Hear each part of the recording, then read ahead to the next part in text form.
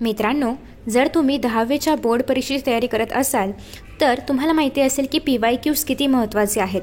PYQs म्हणजे काय, तर प्रिव्हियस इयरमध्ये कोणते कोणते क्वेश्चन्स विचारलेले आहेत ते अतिशय महत्त्वाचे असतात. याचं कारण असं आहे की याच्यामधलेच बरेचसे क्वेश्चन्स जे आहेत तर ते बोर्डाच्या परीक्षेमध्ये रिपीट होत असतात आणि त्यामुळेच तुम्ही पाहिलं असेल की बऱ्याचदा आपण जेव्हा एक्झामची स्ट्रॅटजी वगैरे विचारतो तेव्हा बरेचसे जण आपल्याला सांगतात की मागच्या 5 वर्षांचे पेपर सॉल्व करा. सो मी तुमचं काम सोपं केलं आहे आणि तुमच्यासाठी मागच्या 5 वर्षांपैकी जे पण प्रत्येक मधून आलेले प्रश्न आहेत ते मी तुमच्यासमोर घेऊन येणार आहे. तर आजच्या व्हिडिओमध्ये आपण 15 प्रश्न असे पाहणार आहोत जे की ग्रॅव्हिटेशन चॅप्टरमधून विचारले गेले होते आणि सगळ्या प्रकारचे क्वेश्चन्स आपण पाहणार आहोत. डेफिनेशन असेल, न्यूमेरिकल असेल, MCQs असतील, डिफरन्स बिटवीन असेल, हे सगळे क्वेश्चन्स आपण आजच्या व्हिडिओमध्ये कव्हर करणार आहोत, जेणेकरून तुम्हाला ते पेपर शोधावे लागणार नाहीत आणि तुमचा वेळ वाचेल आणि तुम्ही इझिली जी आपली प्रिपरेशन आहे तर ती करू शकता. So welcome to S class education. मी सुहानी आणि आपण सुरुवात करणार आहोत ग्रॅव्हिटेशन या चॅप्टरपासून. तर सगळ्यात पहिला क्वेश्चन आहे डिफाईन ग्रॅव्हिटेशनल फोर्स आणि गिव्ह 2 एक्झाम्पल्स. हा क्वेश्चन 2023, 2022 आणि 2020 मध्ये पण खूपदा विचारला गेलेला क्वेश्चन आहे. So let us start. सगळ्यात पहिल्यांदा डेफिनेशन लिहायची आहे. डेफिनेशन लिहिताना ट्राय करायचं आहे की तुम्ही टेक्स्टबुकचा जो काही रेफरन्स आहे तर तो घ्याल. सो त्याच्या अकॉर्डिंगलीच हे आन्सर्स आहेत. अजून याच्यामध्ये तुम्ही तुमच्या पद्धतीने काही पॉईंट्स पण ॲड करू शकता. हे मॉडेल आन्सर्स आहेत किंवा अशा पद्धतीने असलं पाहिजे असं एक्सपेक्टेड आहे. तुम्ही तुमचे आन्सर्स पण लिहू शकता, डोंट वरी. ठीक आहे. So in our universe, any two bodies having mass attract each other. This attraction happens because of property of mass present in all matter. The force responsible for this attraction is called as gravitational force. So जो काही force या अट्रॅक्शनसाठी responsible आहे त्याला आपण काय म्हणतो, gravitational force म्हणतो. So it acts along the straight line joining the centres of the bodies. So basically कोणत्या पण 2 बॉडीज जर असतील तर त्यांचं हे सेंटर असणार आहे आणि या 2 बॉडीला म्हणजे 2 बॉडीच्या मध्ये काहीतरी डिस्टन्स असेल, या प्रत्येक बॉडीचा काहीतरी मास असेल. फॉर एक्झाम्पल आपण M1 आणि M2 घेऊया. सो या 2 बॉडींच्या मध्ये त्या दोघांना अट्रॅक्ट करणारा जो काही फोर्स आहे त्याला आपण काय म्हणणार आहोत, ग्रॅव्हिटेशनल फोर्स म्हणणार आहोत. ठीक आहे. आपण F आणि त्याच्या सफिक्समध्ये G लिहू शकतो. आफ्टर दॅट नेक्स्ट आहे it is always attractive in nature. There is no concept of gravitational repulsion. हा पॉईंट थोडासा me out of the box घेतलेला आहे. तुम्हाला हवं तर तुम्ही ठेवू शकता, नसेल तर नाही घेतला तरी पण चालेल. So the magnitude of this force depends on directly on the product of the masses. So आपण जेव्हा ग्रॅव्हिटेशनल फोर्सचा फॉर्म्युला लिहितो F इज इक्वल टू, तेव्हा आपण काय लिहितो, M1 into M2 divided by R square. ठीक आहे. सो हे डिरेक्टली प्रपोर्शनल असणार आहे force into the product of the masses आणि इन्व्हर्सली प्रपोर्शनल असणार आहे square of the distance between them. हा फॉर्म्युला पण तुम्ही खाली मेन्शन करू शकता. फक्त या ठिकाणी इक्वल टू न लिहिता डिरेक्टली प्रपोर्शनलचं साईन द्यायचं आहे, कारण तुम्ही जर हे साईन काढलं तर या ठिकाणी तुम्हाला G ॲड करावा लागेल. आय होप की तुम्हाला हे माहिती आहे. ठीक आहे. सो तुम्हाला खाली हा फॉर्म्युला जो आहे तर तो लिहायचा आहे. अजून चांगलं तुमचं आन्सर वाटेल. मी नाही लिहिला आहे, तुम्ही नक्की मेन्शन करा. ठीक आहे. आफ्टर दॅट नेक्स्ट आहे टेक्स्टबुकमध्ये हे 2 एक्झाम्पल्स होते. पहिलं एक्झाम्पल तर हे होतं की a ripe mango falls from a tree because earth's gravity pulls it towards. Mango घ्या, ॲपल घ्या, काही पण घ्या, कुठलं पण फळ घ्या. अजून एक एक्झाम्पल आपल्या पुस्तकामध्ये आहे ते म्हणजे the moon revolves around the earth because of the gravitational pull on it. So basically हे 2 एक्झाम्पल्स आहेत. असं लिहायची गरज नाही आहे, तुम्ही डिरेक्टली या ठिकाणी एक्झाम्पल लिहू शकता. ठीक आहे. After that next question. So what is acceleration due to gravity. हा क्वेश्चन खूप इम्पॉर्टंट आहे आणि खूपदा विचारला गेला आहे. सो या ठिकाणी इयर पण मेन्शन नाही केलं आहे कारण हा इम्पॉर्टंट आहेच, टेक्स्टबुकमध्ये पण आहे. So the acceleration produced in a freely falling object solely because of the earth's gravitational pull is called as acceleration due to gravity and it's denoted by small g. So basically फक्त आणि फक्त gravitational फोर्समुळे, ते पण अर्थच्या gravitational पुलमुळे जो काही acceleration आपल्याला पाहायला मिळतं ऑब्जेक्टचं त्याला आपण म्हणणार आहोत ॲक्सेलरेशन ड्यू टू ग्रॅव्हिटी. हे पॉईंट्स अतिशय महत्त्वाचे आहेत की अर्थच्या सरफेसच्या जवळ ते 9.8 मीटर पर सेकंड स्क्वेअर असतं. रिगार्डलेस ऑफ मास त्याची व्हॅल्यू सेमच राहणार आहे. ठीक आहे. तुम्ही कुठेही गेलात तरी पण हे सेमच राहणार आहे, म्हणजेच सेम ऑब्जेक्टसाठी. ठीक आहे. त्याच्या मासनुसार हे बदलणार नाही आहे. अर्थात तुम्ही जर अर्थच्या सेंटरमध्ये गेलात, अर्थपासून एका पर्टिक्युलर हाईटवरती गेलात तर मात्र हे जे G आहे तर ते बदलू शकतं. बट त्या पर्टिक्युलर ऑब्जेक्टसाठी जर तुम्ही सेमच ठिकाणी असाल, सेमच ॲल्टिट्यूडवरती आहात, सेमच पोल्सवरती आहात किंवा सेमच ठिकाणी आहात तर मात्र हे नाही बदलणार. ठीक आहे. त्याच्या मासनुसार नाही बदलणार. So it's value slightly changes with altitude, latitude आणि डेप्थ. सो डेप्थमध्ये माहिती आहे 0 आहे. आपण जर लांब गेलो अर्थच्या सरफेसपासून तर ते बदलणार आहे, आपण डेप्थमध्ये गेलो तरी पण ते बदलणार आहे. सो डिपेंड्स अपॉन लॅटिट्यूड, ऑल्टिट्यूड आणि डेप्थ हे व्हॅल्यू बदलणार आहे. याचा फॉर्म्युला आहे G=GM/r². आता हे सांगायचं आहे की या ठिकाणी प्रत्येक जीचं मिनिंग काय आहे, एमचं मिनिंग काय आहे, आरचं मिनिंग काय आहे. तर जी आपण ऑलरेडी सांगितले, हे जी म्हणजे ग्रॅव्हिटेशनल कॉन्स्टंट, हे एम म्हणजे मास ऑफ द अर्थ आणि हे आर म्हणजे रेडियस ऑफ द अर्थ. आपण कुठेही स्मॉल एम म्हणजे मास ऑफ द ऑब्जेक्ट नाही वापरत आहोत आणि त्यामुळेच आपण असं म्हटलं होतं की regardless of all the masses त्याची व्हॅल्यू सेमच राहणार आहे. ठीक आहे. Next question is what is free fall. 2019 आणि 22 मध्ये हा क्वेश्चन विचारला गेला होता.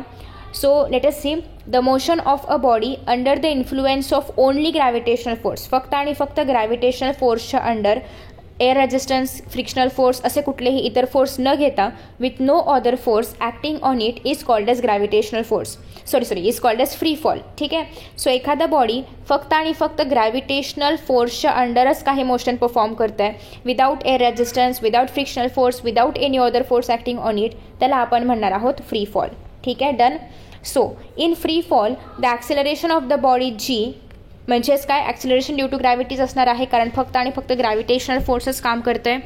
True free fall is possible only in the vacuum of course, कारण व्हॅक्यूममध्येच एअर रेजिस्टन्स नसणार आहे, फ्रिक्शन नसणार आहे. सो फक्त आणि फक्त ग्रॅव्हिटेशनल फोर्सच असणार आहे. नेक्स्ट आहे, आता याचं एक्झाम्पल आपण देऊ शकतो असं की an object dropped inside a long tube from which all the air has been removed which fall under only of the gravitational force किंवा ॲक्सिलरेशन ड्यू टू ग्रॅव्हिटी, त्यालाच आपण म्हणणार आहोत की ते फ्री फॉल आहे. ठीक आहे. Done. Next question is state Newton's universal law of gravitation with formula. हा क्वेश्चन इतक्यांदा विचारला गेलेला आहे.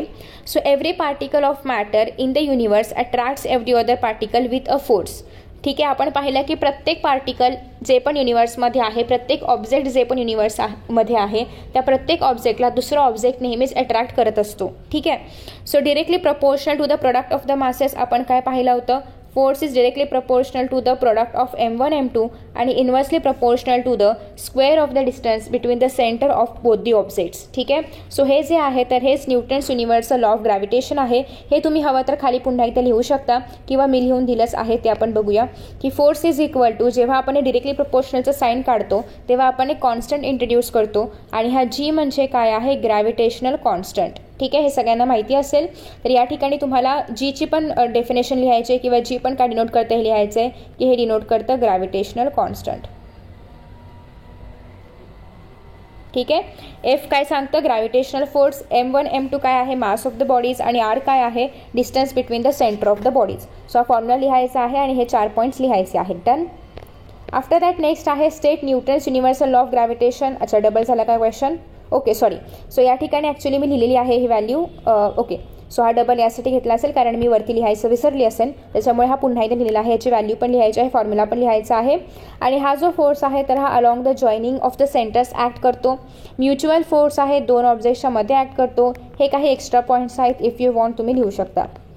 नेक्स्ट आहे derive the formula for acceleration due to gravity. ठीक आहे. सो जीसाठी फॉर्म्युला आपण बघितला होता की एफ इज इक्वल टू काय असतं, जी इज इक्वल टू काय असतं, GM/r². हा फॉर्म्युला आपण पाहिला होता. ठीक आहे. पण आपल्याला इथे आता डिराईव्ह करायचं आहे, फक्त फॉर्म्युला नको आहे, तो कुठून आला ते पण पाहिजे. So consider a body of mass m आणि अर्थ जो की तो जो काही बॉडी आहे, ती जी काही बॉडी आहे तर ती अर्थच्या सरफेसवरती आहे. मास ऑफ दी अर्थ आहे कॅपिटल M, अर्थचं रेडियस आहे कॅपिटल R.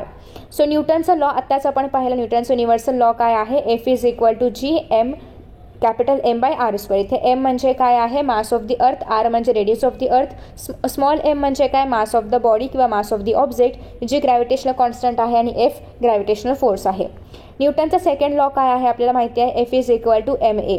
आता या ठिकाणी आपण काय पाहिलं आहे की आपल्याला ऑब्जेक्ट जो आहे तर फक्त तो ॲक्सेलरेशन ड्यू टू ग्रॅव्हिटीमुळेच असल्यामुळे फक्त ग्रॅव्हिटेशनल फोर्सेस त्याच्यावरती काम करतो आहे, त्याच्यामुळे F is equal to mg आपण लिहू शकतो. ठीक आहे. So F is equal to काय लिहिलं आपण, mg.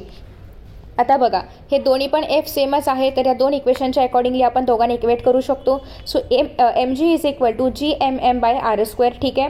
आता याच्यामधलं बघा, हा m कट होतो आहे. So g is equal to काय आलं, GM/r². हा फॉर्म्युला आपण ऑलरेडी वरती पाहिलेला होता की gravitational constant multiply by mass of the earth divided by square of the radius is equal to काय मिळतं आपल्याला, acceleration due to gravity. So after cancelling M, जे की आपण या ठिकाणी परफॉर्म केलेला आहे, आपल्याला हा फॉर्म्युला मिळाला आणि हाच फॉर्म्युला काय आहे, acceleration due to gravity. So g जे आहे आपलं स्मॉल जी, ते फक्त आणि फक्त कॅपिटल जी म्हणजे आपला ग्रॅव्हिटेशनल कॉन्स्टंट, एम म्हणजे मास ऑफ दी अर्थ, आर म्हणजे रेडियस ऑफ दी अर्थवरती डिपेंड आहे. आणि हे क्लिअरली सांगतोय आपण की स्मॉल एम या ठिकाणी कॅन्सल झाला, याचा अर्थ ते ऑब्जेक्टच्या मासवरती कुठेही डिपेंड नाही आहे. ठीक आहे, done. Next question is state and explain Kepler's law of planetary motion. खूपदा हा क्वेश्चन विचारला गेलेला आहे. So let us check out. आता इथे मी डायग्राम नाही ॲड केली आहे. तुमच्यासाठी एक असं ऑप्शनल टिप असणार आहे की प्लीज आपल्या टेक्स्टबुकमधला जो डायग्राम आहे तर तो ॲड करा. टेक्स्टबुकमध्ये जे डायग्राम्स एक्सप्लेनेशन आहे ते पण ॲड करा. त्याच्याने तुमचा आन्सर अजून चांगलं इनोव्हेटिव्ह वाटेल आणि तुम्हाला चांगले जास्तीत जास्त मॅक्सिमम मार्क्स मिळतील. ठीक आहे. सो फर्स्ट लॉ काय आहे, planets move in elliptical orbits with the sun at one of the focus. Second law काय आहे, law of areas. Line joining the planet and the sun sweeps equal area in equal intervals of the time. याचा अर्थ असा आहे की means planets move faster when they are closer to the sun आणि it move slowly when they are far away किंवा farther from the sun. ठीक आहे. So हे लक्षात ठेवायचं आहे. थर्ड लॉ म्हणतोय law of periods, that is the square of period of revolution. या ठिकाणी आपण T as the time period घेतलेला आहे आणि त्याचा square is directly proportional to the cube of mean distance from the sun. So T square is directly proportional to the R cube. किंवा तुम्ही असं पण लिहू शकता की T square by R cube is equal to constant. याचं meaning हेच होतं. ठीक आहे. सो हे 3 लॉज आहेत. अगेन मी तुम्हाला नक्की सजेस्ट करेन की तुम्ही टेक्स्टबुकमधला डायग्राम जे आहे साधारणतः मध्ये ॲट द एका फोकायवरती सन आहे, या ठिकाणी कुठला तरी एखादा प्लॅनेट आहे, इथे ए आहे, इथे बी आहे, इथे सी आहे, इथे सी आहे, इथे डी आहे. तर साधारणतः तुम्ही असं एक डायग्राम ड्रॉ करा की सन एसने दाखवा, या ठिकाणी प्लॅनेट P1 आहे, इथे प्लॅनेट P2 आहे. तर यांच्याबद्दल तुम्ही ॲज पर द टेक्स्टबुक लिहू शकता. ठीक आहे. तुमच्या भाषेमध्ये पण लिहू शकता, डोंट वरी, कारण ते फक्त एक्सप्लेनेशन असणार आहे. बाकी जे काही लॉज आहे ते तुम्हाला ॲज पर द टेक्स्टबुकच लिहायचे आहेत. नेक्स्ट आहे डिफरन्स बिटवीन, आलं होतं एक्झाममध्ये, दॅट इज बिटवीन मास आणि वेटमधलं डिफरन्स लिहायचं होतं. हे पण 2020 आणि 2022मध्ये विचारलं गेलेलं आहे. सो फर्स्ट ऑफ ऑल हे मी खूप कन्साईज वेमध्ये दिलेलं आहे. तुम्ही याला एलॅबोरेट करू शकता नक्कीच, पण हा क्वेश्चन आय गेस 2 मार्क्ससाठीच विचारला होता. सो मी हा कन्साईज केलेला आहे. जर तुम्हाला मोठं उत्तर लिहायचं असेल you are free to write, कारण टेक्स्टबुकमध्ये जे दिले त्याच्यानुसार मी पॉईंट्समध्ये हे आन्सर घेतलेलं आहे. तुम्ही नवनीत किंवा डायजेस्ट किंवा जे पण आहे इतर सोर्सेस त्याच्यामधून पण आन्सर लिहू शकता. सो डेफिनेशन काय आहे मास आणि वेटची ती सगळ्यात पहिल्यांदा लिहायची आहे. सो मास म्हणजे काय, amount of matter present in the body, आणि वेट म्हणजे काय, फोर्स विथ विच अर्थ अट्रॅक्ट्स दॅट बॉडी, किंवा अर्थ जे फोर्स त्या बॉडीवरती ॲक्ट करणार आहे, लावणार आहे, त्याला आपण काय म्हणणार आहोत, वेट. मासचं युनिट आहे किलोग्राम, वेटचं युनिट आहे न्यूटन, कारण weight is nothing but force. Nature कसं असणार आहे मासचं, स्केलर, बट वेटचं वेक्टर असणार आहे, कारण वेट काय आहे, फोर्स आहे. Force is always vector. त्याचं डिरेक्शन सांगावं लागते की ते कुठल्या डिरेक्शनला फोर्स काम करत आहे. कॉन्स्टंट असणार आहे मास सगळीकडे, वेट कॉन्स्टंट नसणार आहे. डिपेंडिंग अपॉन लोकेशन वेट बदलतं. आपण ऑलरेडी पाहिलेलं आहे की वेट जे आहे तर ते प्रत्येक प्लॅनेटनुसार व्हेरी करतं. ह्याच्यावरती काही न्यूमॅरिकल्स पण आहेत की अर्थवरती XYZ वेट असेल तर तेच वेट मूनवरती किती असणार आहे वगैरे वगैरे. ते क्वेश्चन्स पण आपण आता सॉल्व करणार आहोत.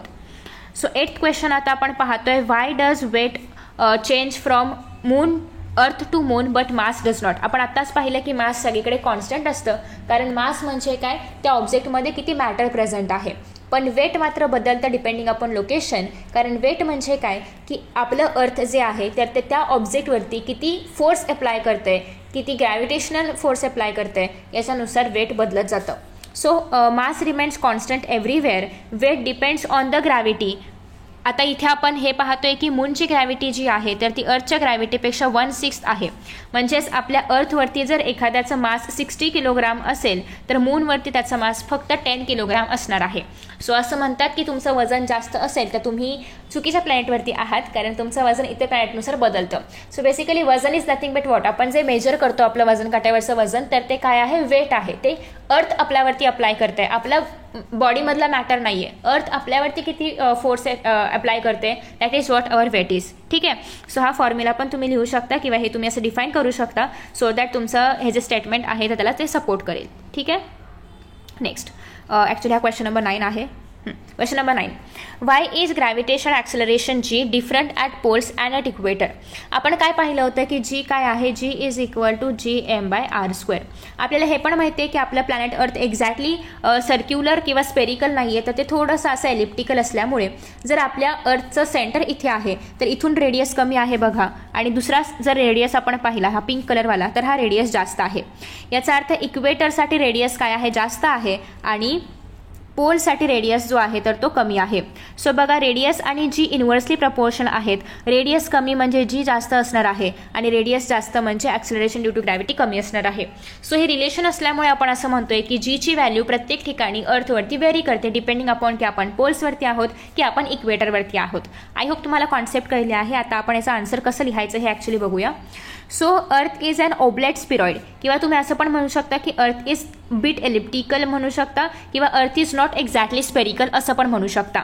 आणि तुम्हाला काय म्हणायचं आहे ते तुम्ही असं कंसात किंवा ब्रॅकेट्समध्ये मेन्शन करू शकता की earth is flat at poles and it is bulged at equator. ठीक आहे. अगेन मी तुम्हाला सांगते की हे आन्सर्स खूप कन्साइज्ड आहेत, कारण मी तुम्हाला एक्झामच्या पॉईंट ऑफ व्ह्यूने फक्त लक्षात ठेवण्यासाठी किंवा एक आयडियल आन्सर देते. हे तुम्ही अजून मोठं नक्कीच लिहू शकता इन युअर ओन वर्ड्स. ठीक आहे. So radius of the earth is lesser than the radius at the equator. हे मी सिम्बॉलनी दाखवलं आहे. अगेन तुम्हाला लक्षात ठेवायला इझी पडावं यासाठी, पण लिहिताना मात्र तुम्ही स्मॉलर दॅन, लेसर दॅन असे शब्द वापरू शकता. Since g is directly proportional to the 1/r². का? कारण आता आपण फॉर्म्युला लिहिला. तुम्हाला हवं तर तुम्ही हा फॉर्म्युला पण मेन्शन करू शकता आणि मग तुम्ही ही ओळ लिहू शकता. सो जी जे आहे तर ते इन्व्हर्सली प्रपोर्शनल आहे r²शी.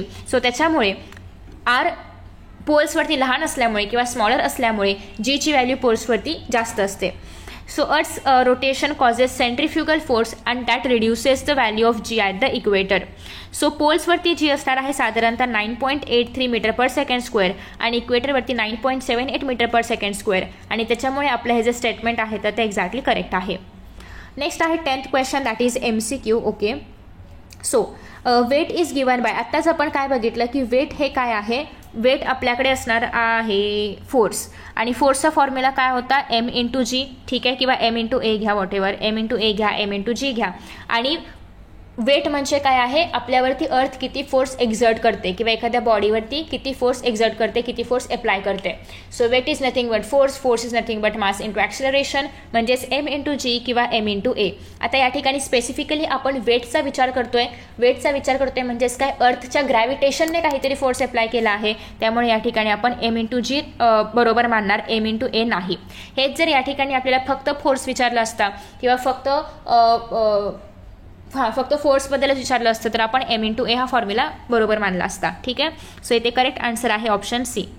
The orbit of a planet revolving around a star is. आपण काय पाहतो आहोत, according to the Kepler's first law of planetary motion, की प्रत्येक प्लॅनेटचं जे ऑर्बिट आहे ते कसं आहे, एलिप्टिकल आहे आणि with sun at one of the focus. Next आहे the gravitational force between two bodies is directly proportional to the product of their masses and is inversely proportional to the square of the distance. Yes. So option A is the correct answer. आपला जो formula आहे अर्थ gravitational फोर्सचा किंवा universal law of ग्रॅव्हिटेशनचा, त्याच्यामध्ये आपण काय बघितलेलं आहे, force is equal to GM किंवा M1 M2 घेऊया, दोन बॉडीज घेतलेला आहे त्याच्यामुळे by r². So directly proportional to the product of the masses आणि inversely proportional to the square of distance between them. ठीक आहे. So the weight of an object on the moon is nearly dash of the weight of the earth. So हे आत्ताच आपण पाहिलं की मूनवरती जे weight असणार आहे तर ते 1/6 ऑफ द अर्थ असणार आहे. So 1/6 is the correct answer. So किती क्वेश्चन झालेले आहेत आपले, 10, 11, 12, 13. So 14th question is derive करायचं आहे आपल्याला time taken to rise equal time taken to rise equal time to come down for a stone thrown vertically upward. Okay. So हा आपला एक्सरसाइजमधला क्वेश्चन आहे. So basically time taken to rise आपण T1 घेतलं आहे, टाइम टेकन टू फॉल आपण T2 घेतलं आहे, आणि असं सांगितलेलं आहे की हे जे स्टोन आहे तर ते वर्टिकली खाली फॉल होणार आहे. ठीक आहे. सो आपल्याला हा फॉर्म्युला माहिती आहे, S is equal to UT + ½ GT². हे आपल्याला माहिती आहे न्यूटनच्या, जी ॲक्च्युली इथे जी नाहीत A येते इथे ॲक्च्युअल फॉर्म्युलामध्ये AT². आता आपण काय बघतोय की हे फ्री फॉलची कंडिशन असल्यामुळे इथे आपलं इनिशियल वेलोसिटी टाइम हे सगळं 0 असणार आहे, कारण वरून आपण ऑब्जेक्ट सोडलेला आहे. ठीक आहे. सो U इज 0 असणार आहे. So S is equal to काय आलं, फक्त ½ AT². अगेन आपल्याकडे इथे आपण ग्रॅव्हिटेशनल फोर्सबद्दल बोलतोय. सो या ठिकाणी फक्त ॲक्सलरेशन असेल का? नाही, ॲक्सलरेशन ड्यू टू ग्रॅव्हिटी असेल. दुसरी गोष्ट एस म्हणजेच काय असतं? एच असतं. सो तुम्ही एस लिहा काय पण लिहा. आता एच लिहिले तर एचच कंटिन्यू करूया. So H is equal to half GT². आपण काय मानलंय? Time taken to rise is T1 आणि time taken to fall is T2. So H is equal to half GT1² आणि H is equal to half GT². सो बघा half cancel झालं, g दोन्ही वेळेस पण सेम आहे कारण लोकेशन सेम असल्यामुळे. So T1² is equal to काय आलं? T2². म्हणजेच काय? T1 is equal to T2 जर आपण दोघांचं स्क्वेअर रूट घेतलं तर. ठीक आहे. सो अशा पद्धतीने T1 is equal to T2 आहे. जर तुम्हाला हे आन्सर अजून एलॅबोरेट करायचं आहे तर तुम्ही लिहू शकता की कॅन्सलिंग हाफ, परत आपण टेकिंग स्क्वेअर रूट पण घेऊ शकतो. म्हणूनच काय येईल? T1 is equal to T2 येईल. सो हा एक्सरसाइजमधला क्वेश्चन आहे. Next is explain how tides occur due to gravity. हा क्वेश्चन 2024 मध्ये विचारला होता. So tides are caused mainly by moon's gravity pulling on the earth's water. So आपल्याला हे माहिती आहे की अर्थच्या भोवती जे आहे तर ते मून फिरत असतं. मून आणि अर्थ दोघं पण एकमेकांवरती काहीतरी अमाऊंटमध्ये ग्रॅव्हिटेशनल फोर्स जे आहे तर ते एक्झर्ट करत असतात आणि मूनच्या ग्रॅव्हिटेशनल फोर्समुळे अर्थवरती जे काही पाणी आहे तर ते ज्या ठिकाणी मून असेल त्या ठिकाणी खेचलं जातं, ओढलं जातं. ठीक आहे. म्हणजे मूनचा जो ग्रॅव्हिटेशनल फोर्स आहे तो अर्थच्या पाण्यावरती ॲक्ट करत असतो आणि ज्या ठिकाणी हे पाणी खेचलं जातं, ज्या ठिकाणी हे बल्ज निर्माण होतं तिथे काय असणार आहे? आपलं हाय टाईड. ठीक आहे. आणि त्याच्याच अपोजिट साईडला ज्या ठिकाणी हे पाणी खेचलं नाही जात आहे तिथे काय असणार आहे? Low tide. So water forms 2 bulges, one towards the moon आणि one opposite due to inertia. So त्याच्या अपोजिट साईडला दीज बल्जेस, जे बल्ज आहे ज्या साईडला मून खेचतं आहे पाणी त्याला आपण म्हणणार आहोत हाय टाईड आणि दोघांच्या मधला जो एरिया आहे त्याला आपण म्हणणार आहोत low tide. So earth's gravity also influences tides. आता अर्थात ग्रॅव्हिटेशनल फोर्सबद्दल आपण म्हणतो आहोत त्याच्यामुळे अर्थ आणि मून दोघांचं आपल्याला लिहावं लागणार आहे. आपल्या टेक्स्टबुकमध्ये सनबद्दल काही जास्त नाही दिलं आहे, बट हा पॉईंट मी मुद्दाम ॲड केला आहे कारण ग्रॅव्हिटी तर अर्थवरती सनकडून पण येते आणि मूनकडून पण येते. सो हा पॉईंट नक्की ॲड करा की सनची पण ग्रॅव्हिटी इन्फ्लुएन्स करते पण ती खूपच कमी प्रमाणामध्ये आहे कारण मून अर्थच्या खूप जवळ आहे कंपॅरेटिव्हली सन अर्थपासून खूपच दूर आहे. सन इथे आहे, अर्थ इथे आहे, मून इथे आहे. त्याच्यामुळे मूनचा इम्पॅक्ट जास्त पडतोय सनपेक्षा. सो इवन दो सन काही अमाऊंटमध्ये ग्रॅव्हिटेशनल फोर्स जरी अर्थवरती लावत असेल तरी पण ते खूपच कमी आहे, खूपच लेसर असल्यामुळे तितका काही फरक पडत नाही आहे किंवा तिथला तेवढा काही इम्पॅक्ट होत नाही आहे. ठीक आहे. सो आय होप की अशा पद्धतीने मी जे काही क्वेश्चन्स तुम्हाला सांगितलेले आहेत, आन्सर्स एक्सप्लेन केले आहेत ते तुम्हाला समजले असतील. 15 क्वेश्चन्स आपण पाहिलेले आहेत जे की मागच्या 5 वर्षामध्ये येऊन गेलेले आहेत. सो आय होप की तुम्हाला हा व्हिडिओ आवडला असेल. 5 ते 6 वर्षांमध्ये 2019चे पण क्वेश्चन्स आपण पाहिले होते. सो तिथपासून आपण हे क्वेश्चन्स पाहतोय आणि मोस्टली हे क्वेश्चन्स रिपीट होतात. तुम्ही पाहिलं असेल की एकच क्वेश्चन 3-4 वर्ष सलग विचारला गेलेला आहे. सो PYQचा अभ्यास करणं खूपच महत्त्वाचं आहे. सो अशी सिरीज मी कंटिन्यू ठेवली पाहिजे का हे पण तुम्हाला नक्की सांगू शकता. Thank you so much for watching this video and see you in the next video. Bye bye.